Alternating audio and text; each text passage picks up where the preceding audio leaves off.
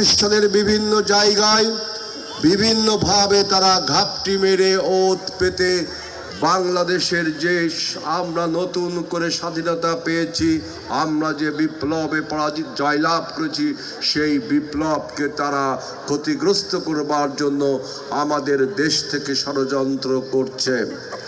একইভাবে আপনারা দেখছেন যে প্রতিবেশী বিশাল রাষ্ট্র ভারত, আমরা মনে করি এই প্রতিবেশী বিশাল রাষ্ট্র ভারত আমাদের বন্ধু রাষ্ট্র, কিন্তু বন্ধুর বেশে যদি প্রভুত্ব করতে চান বাংলাদেশের মানুষ কিন্তু তা মেনে নেবে না।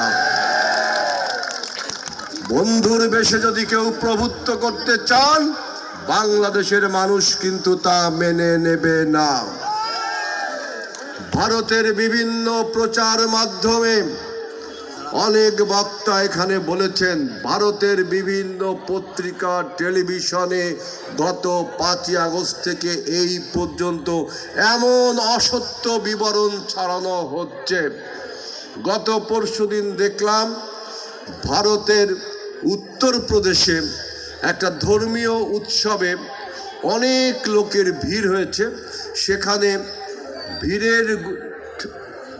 ভিড়ের জন্য মানুষ পদদলিত হয়ে কিছু লোক মারা গেছে ভারতের অযোধ্যায়। সেই ছবি ভিডিও প্রকাশ করে বলা হচ্ছে বাংলাদেশের সংখ্যালঘুদেরকে এইভাবে পদপিষ্ট করে মারছে। কি নির্ভেজাল মিথ্যে কথা!